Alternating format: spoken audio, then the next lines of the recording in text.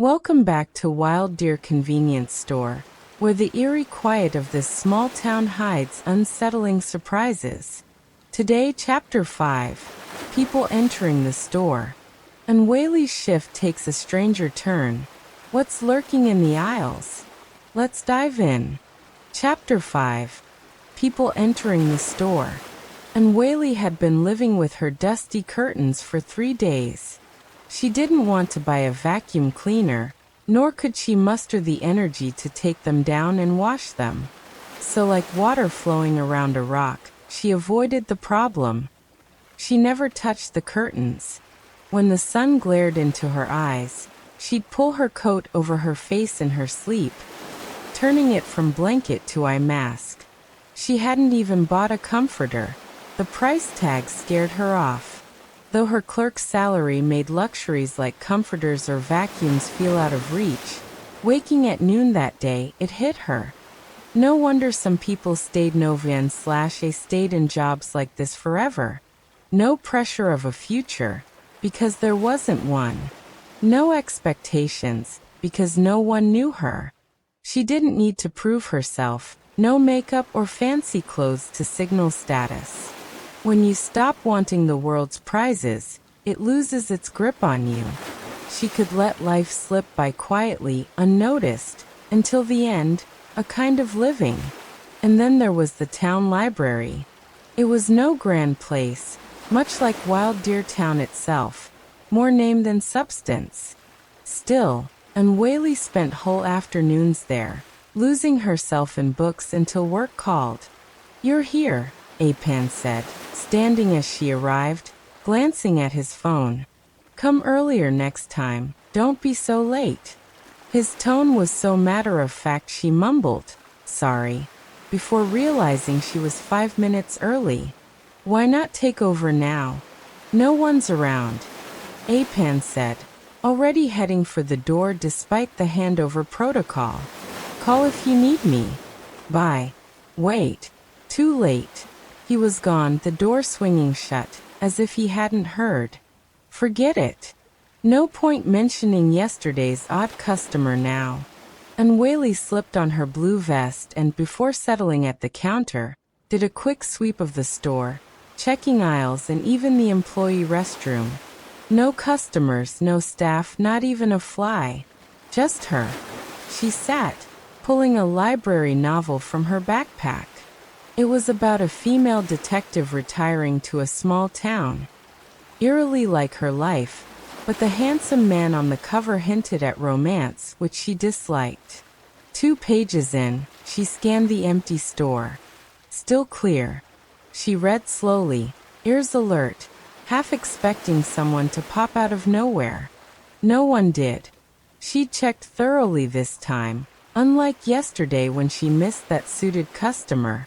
By the end of the first chapter, the clock read 5:20.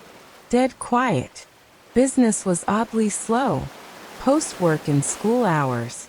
Yet the store, and the streets, felt deserted like a ghost town. Except for that strange tall man yesterday, customers only trickled in after 7 or 8.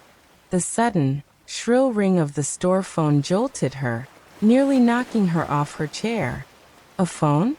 She scrambled behind the counter, finding an old off-white phone screaming behind the cigarette case. "Hello. Is this Huijia Convenience Store?" a cheerful female voice asked. "Yes," Anwei Li said. "Great. I thought your line was dead. Not many landlines these days." Unsure how to respond, Ep.5 hadn't mentioned calls, she said, "I need something?" "Yes, a question." The voice slowed, deepening into a thick, distorted male tone, like a dying battery. "Is anyone in the store?" Anwei Li froze. A prank? Who asks the answerer if anyone's there? "No, nobody is here," the voice repeated, as if realizing something. Anwei Li wanted to snap back, but couldn't find the nerve. She slammed the phone down, shoving it behind the case out of sight. A chill ran through her, sweat prickling.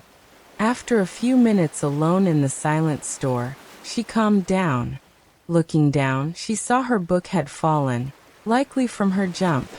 Bending to grab it, the counter blocked her view. She froze, listening. Nothing. Slowly sitting up.